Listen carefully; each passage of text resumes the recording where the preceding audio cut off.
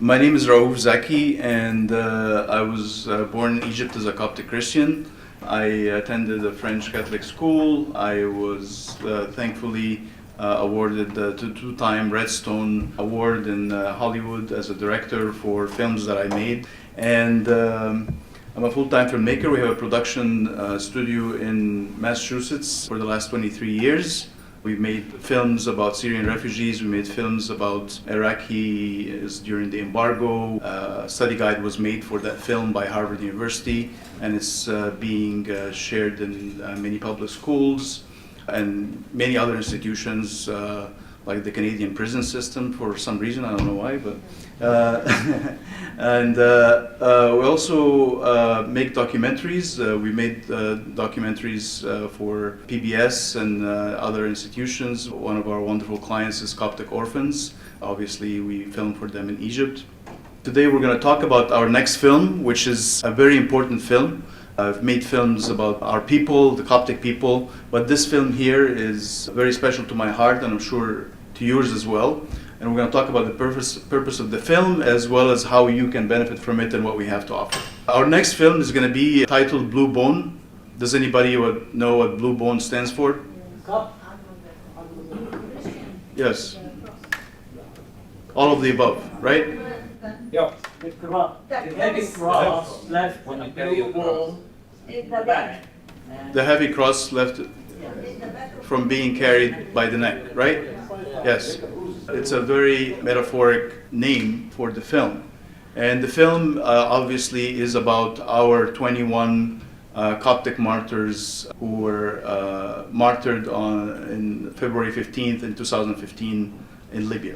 Blue Bone is a dramatic film. It's a journey, really, more than a film, because it will go through the 45 days of captivity where our 20 martyrs were held hostage by ISIL, and the choices they were given. Will they surrender to ISIL's demands and return safely to their families by abandoning their faith, or will they choose martyrdom?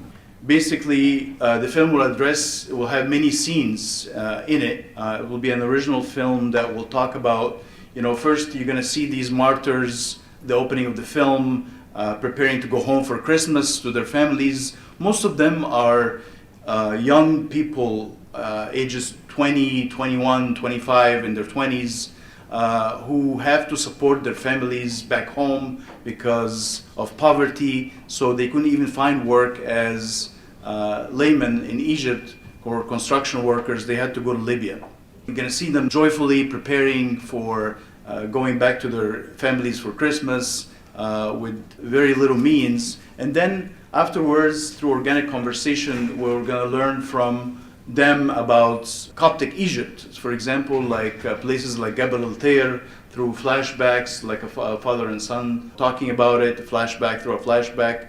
But then when they're captured brutally by ISIL for those 45 days, we're going to see what they went through several rehearsals. It's written in the film that they went through rehearsals, and you can see from the video what we can distinguish from this is they went through several rehearsals, and ISIL was all about showmanship and shooting this from several angles that took several days. But I believe that these rehearsals really empowered them for the last day of martyrdom.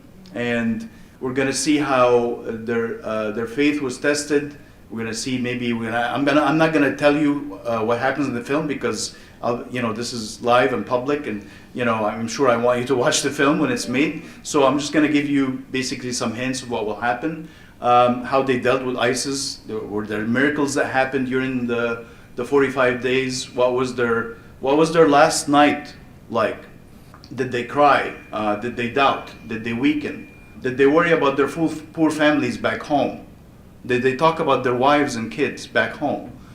This is the surprise of the film, is that we're going to focus also on this mysterious man from Ghana, the 21st martyr by the name of Matthew. We don't know much about him. Some news say that he's from Chad or from Ghana. There has been no identity papers found with him. But in the film, it could be hinted that our martyr's behavior changed his heart. slowly he could be the one who decided from the other side to not carry on their execution. And this is how we can make a universal film, by showing that someone can actually change their heart by watching the inhumanity that goes on and the false ideology that ISIL was bringing. And the video, actually, if you look at it, that ISIL put out, shows Matthew, the one sub-Saharan African, being executed by the leader of the clan. The only one not dressed in black, the only one who spoke English about the Crusades and so forth. He was holding Matthew. Maybe he wanted to make him an example for all the others. So this is some of the things that the film will address, making it, again, a human story. The film is not going to be made to bash Islam or bash religion, because obviously the majority of Muslim people despise ISIL and were targets of ISIL as well. And there's a lot of media right now on streaming media showing how this is converting to ISIL and going through this ideology, and all of that is false. The short-term goals for the film, obviously we need to put the word Coptic on the map. Most of our generation are either doctors, engineers, or we see a lot of that in our communities. And I think we really need to invest in media. And it's just not about, shouldn't be just about Coptic channel here, Coptic channel here. We're just preaching to the choir. Like, I'm looking here at this room, and 95% are Coptic people. Next year I would love to come. I'll be honored to come. But I would like to see more people invited from all different faith. Why not take it out to other people? That way we can show our problem and have other people rally with us. So we're not preaching to the choir. This will be an English language film. The reason why it's going to be an English language film is that it will have an international appeal. It will be a faith-based film that will raise awareness about us as Coptic people. It can be used as a tool in churches. It can be used after its release. It can be shown in churches and be used for theological studies. The budget of the film is $1.25 million, which is really a low budget for independent film. To get this fund, we need, maybe it could be 25 investors investing $25,000 each. So if you think about it, it's a low risk investment. The funds will obviously be used over 2 years to cast the actors, hire the crew, secure the locations, build the sets, transportation, the filming for 1 month, the lodging, the food, the editing, the music, all of the above. The hypothetical return on investment is 40 to 70%. And I have with me today a confidential informational overview.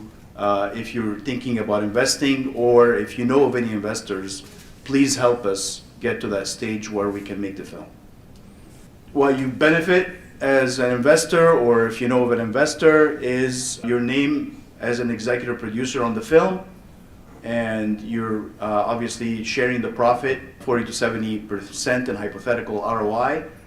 You also get a lot of perks on a monthly basis, which is updates on, for example, where we're going to be shooting, who we cast in the film, VIP invitation to the premiere, your name on the film forever.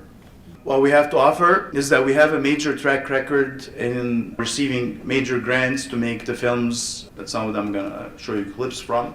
We've been entrusted with those grants to complete those films. We manage many crews for over the last 23 years. We manage also a lot of budgets for Fortune 500 companies ranging in the $1 million range.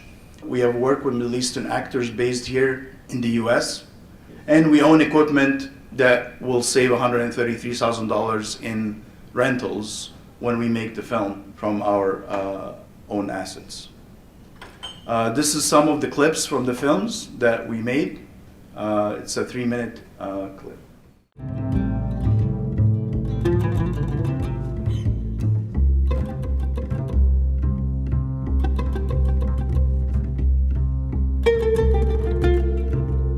Oh, protocol. As I was saying, your parents are in very good hands. The tragedy. What? What's wrong with the book? No, there is nothing wrong with this book. Except that it's in my hands. This book belongs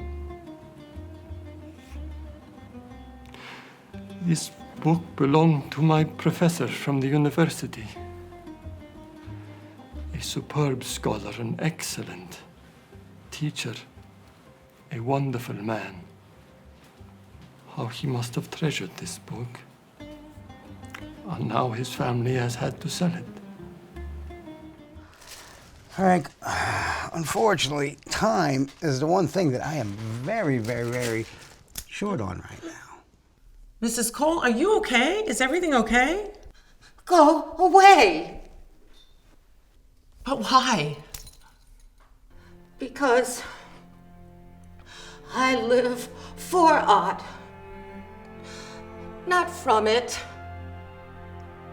And now it's been stolen.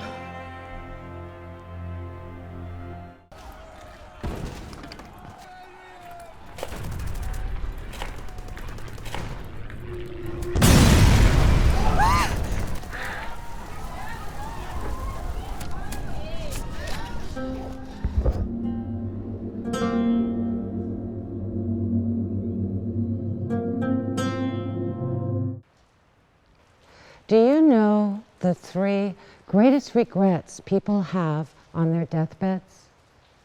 The number 1 regret is they miss not spending more time with their children.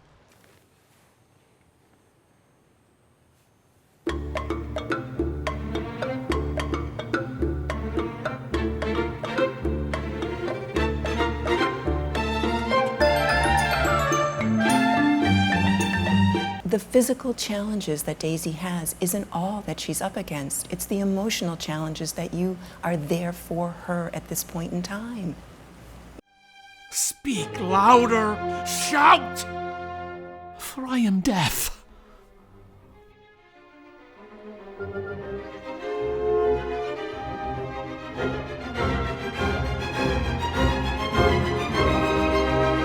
Again, it's an honor to be here and talk about this project. A very similar film is Of Gods and Men in terms of style.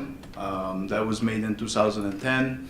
And it's about the story of these French monks in Algeria, based on a true story, obviously, who were there during the rise of FIS, or Brotherhood. And they were so loved by the locals, obviously the Muslim locals, whom they shared a lot of things by treating them, by also giving them medicine. But they were warned to leave Algeria, and they have this wonderful debate whether they should leave back to France at the monastery where they were based for many decades, or stay. And they decide to stay in this through this incredible dinner scene where they have their quote unquote Last Supper together, and the next day they are captured by extremists and dragged to the woods, where they meet the same fate as our 21 martyrs. The film won the grand prize at the Cannes Film Festival, which actually, by the way, has an ecumenical award for Christian films, believe it or not. Was made for a budget of $4.9 million, and it grossed $43 million, and with a return on investment of almost 800%. Our 21 martyrs just became international. Just last month, as you all know, Pope Francis canonized them as martyrs. This is huge news because now, I mean, if you look at films like, I don't know if anybody here of the Jesus Revolution film? Yeah? Okay. Well, the Jesus Revolution is a film about revival of the church back in the 60s and so forth. It grossed $40 million on its opening weekend, beating films like The Whale and Tar and other Hollywood films. And, there is a hunger for these films, for faith-based films, a major hunger for them. The evangelical community are so good at this because, they're the ones behind major films like God Is Not Dead, Fireproof, making them for these lower budgets, but the way they spread the news, like the Jesus Revolution, is the pastor stands on the pulpit on Sunday morning and says, hey, go watch the Jesus Revolution. So the whole family and everybody else will go watch it. And since now they are part of the Catholic Church, we're hoping also this will happen because it's very important to have that word come out on opening weekend. You're the first ones to see this. This is the poster release for the film. This is the first time we show this to anyone. We have also postcard sizes of this poster that you can come and take here during coffee break for you. And it may not be the obvious last final poster of the film, but it will be the pitch poster that we use when talking to investors. You guys like it? Yes. All right, cool. Is that the title, Moonboat? Yes. This is how the idea for the film was conceived. This is a 2-minute film that I edited over 24 hours based on a recent trip to Upper Egypt with Coptic orphans, and I had the incredible honor to be visiting the Our Church, where our 21 martyrs are laid to rest. And there was a film competition that I found out, and actually it's made by Faith Counts, which is an organization based here in DC. And this film was selected as one of the 10 finalists. So how cool is that? So out of 700 films that are presented. So here's the film. Enjoy that as well. 7 years ago, when ISIL terrorists beheaded 21 Egyptian Christians in Libya, rage controlled me for years. A church was built to commemorate them in the village in Egypt where they once lived. In the summer of 22, I was there. One of the widows spoke in the church. هو الشهيد يعني ده أولا يعني فلاح، وهو لما حصل مثلا ظروف إن هو يضطر يروح ليبيا عشان يكون لنا بيت نقعد فيه. كنت ببيت عيلة، سافر ليبيا، هو في أول خالص اتخطف يعني. فاحنا كلنا كنا بنصلي ونقول يا رب ثبتهم على الإيمان وهم مختطفين عشان ينكر صليبه، فما مرضيش. حاولوا فيه وضربوا له مكسروا له رجله مرضيش. ربنا سمع برضه صلاتنا، احنا ما كناش بننام. ليه كنا خايفين احسن يزحزح يروحوا كده او كده. الليله اللي استشهدوا فيها انا عن نفسي ارتحت ونمت. شكرا لك يا رب ان انت وصلت للمرحله دي، ما راحوش لا كده ولا كده، لان احنا فخورين بنضجة السيد المسيح. بس قلت يا رب يسوع دي تكفينا عن كل حاجه. نشكر خالص الناس اللي عملت فيهم كده، نشكرهم خالص خالص. بس انا اشكر ربنا اللي هو وصل للمكان اللي هو فيه ده، يعني بشكر ليك يا رب على اللي احنا فيه. Her testimony left me speechless and peaceful. I was comforted to know that in the hope they had, their faith was not forsaken. A faith that was surely hope in the things unseen, hope in what is promised beyond months of torture and unimaginable pain, hope that led to victory over hatred, and a victory that led to building a church in Egypt, visited by about 30,000 people a day to renew their hope on things unseen.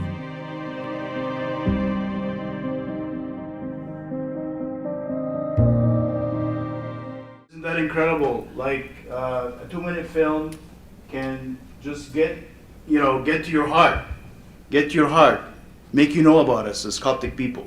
And we were competing with all kinds of films. So just imagine what a major motion picture can do to us. I thank you again. If you know anybody who would like to invest, please let me know. And that's about it. Thank you so much. If you have any questions, please let me know.